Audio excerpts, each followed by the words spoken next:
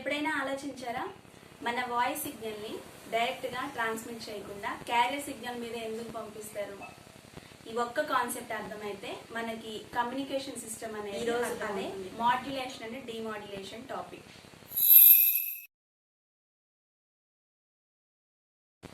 Hello friends, welcome to tech మీద. BSNL set exam అలాగే BSNL JTO vacancies అయితే notification release చేసింది government. అయితే వచ్చే నెల అంటే నెక్స్ట్ మంత్ జూలై 5th అయితే బిఎస్ఎన్ఎల్ సెట్ ఎగ్జామ్కి అయితే ఎగ్జామ్ కండక్ట్ చేస్తున్నారు. సో దానికి సంబంధించి ఈ 30 days కూడా బిఎస్ఎన్ఎల్ ఎగ్జామ్కి ఎవరైతే ప్రిపేర్ అవుతున్నారో ఆ ఆస్పిరెంట్స్కి మన తెలుగులో ఇంజనీరింగ్కి సంబంధించిన కాన్సెప్ట్స్ అయితే ఎక్స్ప్లెయిన్ చేయడం జరుగుతుంది. బేసిక్ గా ఈ తెలుగులో ఎందుకు ఎక్స్ప్లెయిన్ చేయాలనుకున్నాను అంటే చాలా మంది తెలుగు మీడియం బ్యాక్గ్రౌండ్ నుంచి ఇంజనీరింగ్ కి వెళ్తారు. చాలా మందికి అర్థం కాదు ఇంగ్లీష్ లో కొన్ని టర్మ్స్ కానీ వాళ్ళు చెప్పిన డెఫినేషన్స్ కానీ చాలా మందికి అర్థం కాదు. సో ఆ ఉద్దేశంతో ఇలా తెలుగులో కూడా ఎక్స్ప్లెయిన్ చేస్తే చాలా మందికి యూస్ఫుల్ అవుతుంది కదా అని చెప్పేసి తెలుగులో అయితే స్టార్ట్ చేయడం జరిగిందనమాట. ఈ రోజు నుంచి ప్రతిరోజు కూడా మన ఛానల్లో అయితే బిఎస్ఎన్ఎల్ ఎగ్జామ్ కి సంబంధించి సెట్ ఎగ్జామ్ కి సంబంధించి జేటీఓకి సంబంధించిన క్లాసెస్ అయితే అప్లోడ్ చేస్తూ ఉంటాను, చూస్తూ ఉండండి. సో ఈ రోజు వచ్చేసి మన ఫస్ట్ టాపిక్ వచ్చేసి మాడ్యులేషన్ అండ్ డిమాడ్యులేషన్.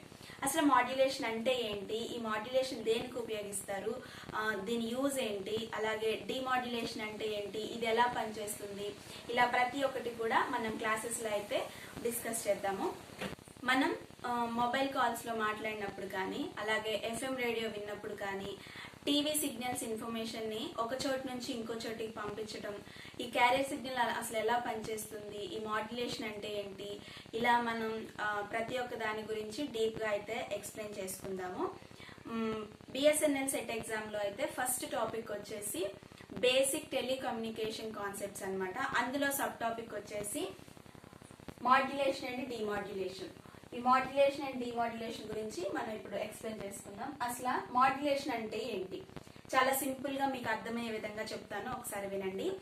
లో ఫ్రీక్వెన్సీ సిగ్నల్స్ ని, లో ఫ్రీక్వెన్సీ మెసేజ్ సిగ్నల్స్ ని హై ఫ్రీక్వెన్సీ క్యారియర్ సిగ్నల్ మీద ఎక్కించి పంపించే ప్రక్రియనే మాడ్యులేషన్ అంటాం. ఏదైతే మనం ఒక మెసేజ్ సిగ్నల్స్ ని పంపిస్తామో వాటిని హై ఫ్రీక్వెన్సీ క్యారియర్ సిగ్నల్ మీద ఎక్కించి పంపించడాన్ని మాడ్యులేషన్ అంటాము. ఉదాహరణకి ఒక రియల్ లైఫ్ ఎగ్జాంపుల్ చూసుకుంటే హైదరాబాద్ రాజమండ్రికి ఒక మెసేజ్ సిగ్నల్ పంపించాలనుకున్నాం అనుకోండి, అది డైరెక్ట్ గా ట్రాన్స్మిట్ చేస్తే వెళ్తుందా అంటే వెళ్ళదు, వీక్ అయిపోతుంది ఆ సిగ్నల్. సో అలాంటి టైంలో మనం ఏం చేస్తాము అని అంటే క్యారియర్ సిగ్నల్ ని యూజ్ చేసి మనం ఆ మెసేజ్ ని అవతలకి ట్రాన్స్ఫర్ చేస్తాం అన్నమాట. అంటే మనం ఏదైతే మెసేజ్ పంపిస్తామో అది యాజ్ ఇట్ ఈజ్ గా అవతలకి వెళ్ళాలి, ఏ ఇన్ఫర్మేషన్ అనేది మధ్యలో స్టాప్ అయిపోకుండా ఉన్నది ఉన్నట్టు అటు వెళ్ళాలి అని అంటే క్యారియర్ సిగ్నల్ ని యూజ్ చేయాలన్నమాట. ఎలాంటి క్యారియర్ సిగ్నల్ అంటే హై ఫ్రీక్వెన్సీ ఉన్నటువంటి క్యారియర్ సిగ్నల్ ని యూజ్ చేసి మనం ఇన్ఫర్మేషన్ ని అటు పాస్ చేస్తామన్నమాట. అంటే సింపుల్ గా చెప్పాలంటే లో ఫ్రీక్వెన్సీ మెసేజెస్, మనం పంపించే వాయిస్ మెసేజ్ అన్ని కూడా లో ఫ్రీక్వెన్సీలో ఉంటాయి. వాటిని డైరెక్ట్ గా అవతలకి పంపించాలి అంటే మనం హై ఫ్రీక్వెన్సీ క్యారియర్ సిగ్నల్స్ అయితే యూజ్ చేయాల్సి ఉంటుంది అనమాట. అదే మాడ్యులేషన్. ఇంకా మీకు ఎగ్జాంపుల్ తో చెప్పాలి అని అంటే మనం ఒక మెసేజ్ ని మన ఫ్రెండ్స్ కి ఒక లెటర్ ని పంపించాలనుకోండి, అప్పుడు మనం ఏదైతే మెసేజ్ చెప్తామో అది లెటర్ లోని సమాచారం అనమాట, ఇన్ఫర్మేషన్. క్యారియర్ సిగ్నల్ అంటే ఏంటంటే లెటర్ ని తీసుకొని వెళ్లే కవర్. మాడ్యులేషన్ అంటే ఏంటి అంటే సమాచారాన్ని కవర్ లో పెట్టడం. ట్రాన్స్మిషన్ అంటే ఏంటంటే కవర్ ని పంపించడం. డిమాడ్యులేషన్ అంటే కవర్ ని తెరిచి అందులో ఉన్న సమాచారాన్ని చదవటం. డిమాడ్యులేషన్ అంటే ఏంటంటే రిసీవర్ లాగా పనిచేస్తుంది, ఒరిజినల్ సిగ్నల్ అటు ట్రాన్స్మిట్ చేస్తుంది అనమాట. ఇది డిమాడ్యులేషన్. మీకు అర్థమైందని అనుకుంటున్నాను. మెసేజ్ అనేదేమో లెటర్ లోని సమాచారం, క్యారియర్ సిగ్నల్ అనేదేమో లెటర్ ని తీసుకెళ్లే కవర్ అనమాట. సో మాడ్యులేషన్ అంటే ఏంటంటే కవర్ లో పెట్టడం, సమాచారాన్ని కవర్ లో పెట్టడం. ట్రాన్స్మిషన్ అంటే కవర్ పంపటం. డిమాడ్యులేషన్ అంటే తెరిచి చదవటం. ఇది మాడ్యులేషన్. మరి why can't we send message signals directly అని అంటే సాధారణంగా వాయిస్ మెసేజ్లు ఎలా ఉంటాయి అని అంటే వాటి ఫ్రీక్వెన్సీ అనేది లో ఫ్రీక్వెన్సీలో ఉంటాయి. అంటే 20 హెడ్జెస్ టు 20 కిలో హెడ్జెస్ వరకు ఉంటాయి అన్నమాట. ఫ్రీక్వెన్సీ, వాటి ఫ్రీక్వెన్సీ రేంజ్ వచ్చేసి అది. అప్పుడు ఏమవుతుందంటే మనం డైరెక్ట్గా పంపిస్తే లాంగ్ డిస్టెన్స్ వరకు సిగ్నల్స్ అనేవి అంటే మెసేజ్ అనేది పాస్ అవ్వదు. అలాగే పెద్ద యాంటీనా అనేది అవసరం అవుతుంది. ఇంకొకటి ఏంటి అని అంటే డిఫరెంట్ సిగ్నల్స్ అన్నీ కూడా మిక్స్ అయిపోతాయి. అప్పుడు మనం పంపించినటువంటి మెసేజ్ ఏదైతే ఉంటుందో ఆ మెసేజ్ అనేది ఆ డిఫరెంట్ సిగ్నల్స్ లో కలిసిపోయి మిక్స్ అయిపోయి మనం పంపించాలనుకున్నది వేరేలాగా కన్వర్ట్ అవుతుంది అనమాట.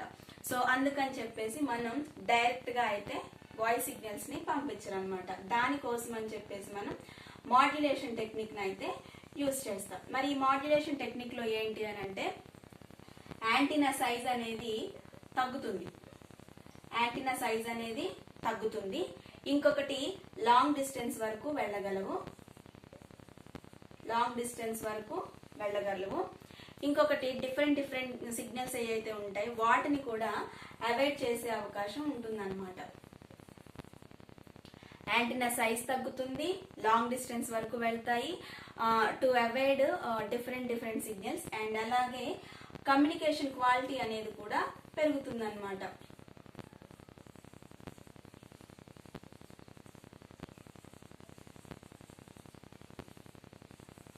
కమ్యూనికేషన్ క్వాలిటీ కూడా పెరుగుతుంది అనమాట. అందుకనే మనం డైరెక్ట్ గా అయితే వాయిస్ మెసేజ్ సిగ్నల్స్ అయితే పంపించారు. ఇలా మాడ్యులేషన్ టెక్నిక్ యూజ్ చేసి సిగ్నల్స్ అయితే మనం పంపిస్తారనమాట.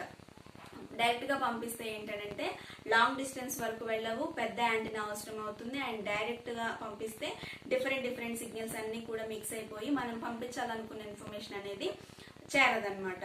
సో అందుకనే మనం ఇలా మాడ్యులేషన్ టెక్నిక్ యూజ్ చేస్తే ఏంటంటే లాంగ్ డిస్టెన్స్ వరకు వెళ్తాయి, యాంటీనా సైజ్ తగ్గుతుంది, అలాగే avoid different mixing of signals, and అలాగే కమ్యూనికేషన్ క్వాలిటీ కూడా ఇంప్రూవ్ ఉంటుంది అనమాట. అందుకనే మాడ్యులేషన్ టెక్నిక్ లో ఫస్ట్ టైప్ వచ్చేసి యాంప్లిట్యూడ్ మాడ్యులేషన్ అంటే ఏంటో నేర్చుకుందాం. మరి అసలు యాంప్లిట్యూడ్ అంటే ఏంటంటే మనం మైక్ లో గట్టిగా మాట్లాడామనుకోండి, మాట్లాడితే యాంప్లిట్యూడ్ అనేది గట్టిగా వినపడుతుంది అనమాట. నెమ్మదిగా మాట్లాడితే యాంప్లిట్యూడ్ అనేది తక్కువగా ఉంటుంది. అంటే మనం మైక్ లో గట్టిగా మాట్లాడినప్పుడు ఒక సిగ్నల్ అనేది తన మీన్ లెవెల్ నుంచి అంటే 0 లెవెల్ నుంచి గరిష్ట ఎత్తుకు చేరుకునే దాన్నే యాంప్లిట్యూడ్ అంటారు. ఇంకా మీకు ఎగ్జాంపుల్ చెప్పాలి అంటే ఒక సముద్రంలో ఒక అల ఎంత గట్టిగా వస్తుంది అంటే ఎంత హైట్ లో వస్తుందో దాన్ని యాంప్లిట్యూడ్ అంటాము.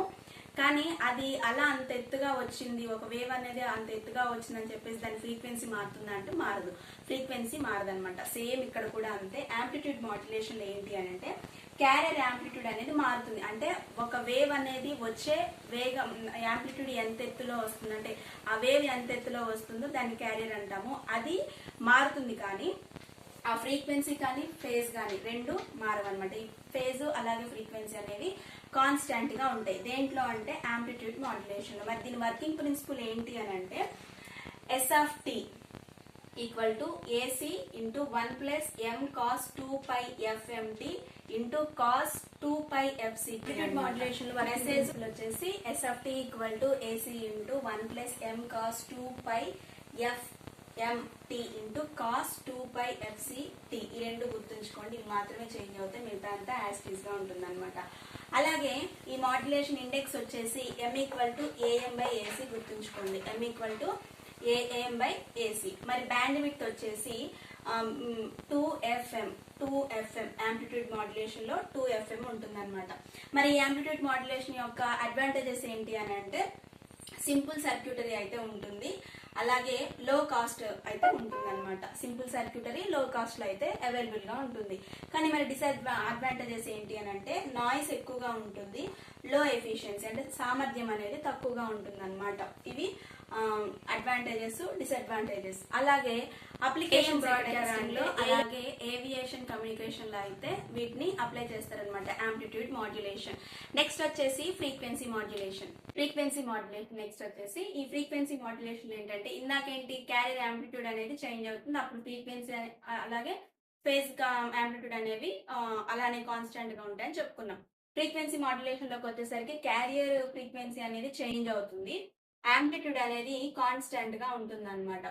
అలాగే దీని యొక్క వర్కింగ్ ప్రిన్సిపల్ వచ్చేసి s of t equal to AC cos 2πfct plus beta sine 2π/fmt అనేది దీని యొక్క వర్కింగ్ ప్రిన్సిపల్. మరి యొక్క దీని యొక్క మాడ్యులేషన్ ఇండెక్స్ వచ్చేసి beta equal to delta f/fm. Beta equal to delta f/fm. Band width వచ్చేసి 2 into delta f plus fm. ఈ రెండింటిని మనం ఇక్కడ యాడ్ చేస్తున్నాం బ్యాండ్ విడ్త్ ని. నెక్స్ట్ వచ్చేసి దీని యొక్క అడ్వాంటేజెస్ ఏంటి అని అంటే ఎక్సలెంట్ నాయిస్ ఇమ్యూనిటీ అయితే ఉంటుంది దీనికి, అలాగే బెటర్ ఆడియో క్వాలిటీ కూడా ఉంటుంది FM లో. నెక్స్ట్ డిసడ్వాంటేజెస్ వచ్చేసరికి కాంప్లెక్స్ రిసీవర్ అనేది దీంట్లో డిసడ్వాంటేజ్ గా అయితే మారిందనమాట. నెక్స్ట్ లార్జ్ బ్యాండ్ విడ్త్ అనేది దీనికి యూజ్ చేస్తారు. మరి ఇది అప్లికేషన్స్ ఏంటి అని అంటే దీని యొక్క అప్లికేషన్స్ ఎక్కడెక్కడ అంటే FM రేడియోస్ లో, టీవీ సౌండ్స్ లో, మొబైల్ కమ్యూనికేషన్ లో అయితే దీన్ని. నెక్స్ట్ వచ్చేసి ఫేజ్ మాడ్యులేషన్ టెక్నిక్ లో థర్డ్ వన్ వచ్చేసి ఫేజ్ మాడ్యులేషన్. ఈ ఫేజ్ మాడ్యులేషన్ లో ఏంటంటే క్యారియర్ ఫేజ్ అనేది చేంజ్ అవుతూ ఉంటుంది. ఈ క్యారియర్ ఫేజ్ అనేది చేంజ్ అవుతూ ఉంటుంది. అప్పుడు యాంప్లిట్యూడ్ అనేది కాన్స్టెంట్ గా ఉంటుంది అనమాట. యాంప్లిట్యూడ్ అనేది కాన్స్టెంట్ గా ఉంటుంది. నెక్స్ట్ వచ్చేసి దీని యొక్క వర్కింగ్ ప్రిన్సిపల్ వచ్చేసి S(t) equal to AC cos 2πfct plus KPM(t) అనేది దీని యొక్క వర్కింగ్ ప్రిన్సిపల్ అనమాట. గుర్తుంచుకోండి, యాంప్లిట్యూడ్ మాడ్యులేషన్ కానీ, ఫ్రీక్వెన్సీ మాడ్యులేషన్ కానీ, ఫేజ్ మాడ్యులేషన్ కానీ వర్కింగ్ ప్రిన్సిపల్స్ ఉంటాయి. మాడ్యులేషన్ కూడా సపరేట్ వర్కింగ్ ప్రిన్సిపల్ ఉంది కాబట్టి.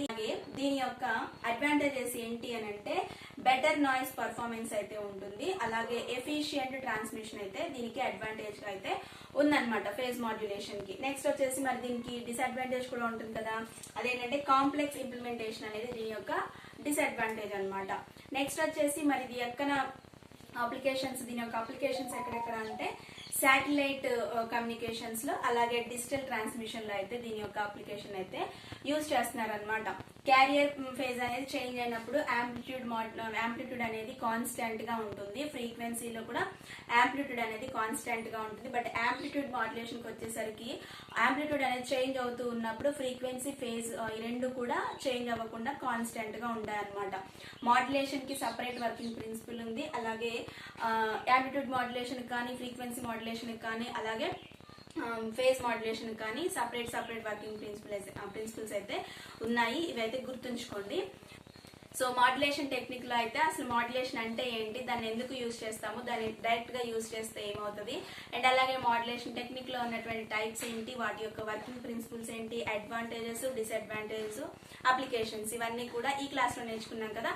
నెక్స్ట్ క్లాస్ లో అయితే మనం డిమాడ్యులేషన్ గురించి నేర్చుకున్నాము, అలాగే దీనిలో ఉన్న టైప్స్ ఏంటి, వీటన్నిటి గురించి కూడా మనం నెక్స్ట్ క్లాస్ లో అయితే డిస్కస్ చేద్దాం. సో మీకు కనుక ఈ వీడియో యూస్ఫుల్ అనిపిస్తే మాత్రం ఖచ్చితంగా లైక్ చేయండి అండ్ సబ్స్క్రైబ్ చేసుకోండి. మీ ఫ్రెండ్స్ కానీ, ఫ్యామిలీ మెంబర్స్ ఎవరైనా సరే BSNL ఎగ్జామ్ కి ప్రిపేర్ అవుతుంటే మాత్రం ఖచ్చితంగా వాళ్ళకి షేర్ చేయండి. మన ఛానల్ని, మన క్లాసెస్ ని ఫాలో అవ్వమని చెప్పండి. మీకు ఏదైనా కామెంట్స్ ఉంటే కూడా కింద కామెంట్ సెక్షన్ లో అయితే కామెంట్ చేయండి. Thanks for watching.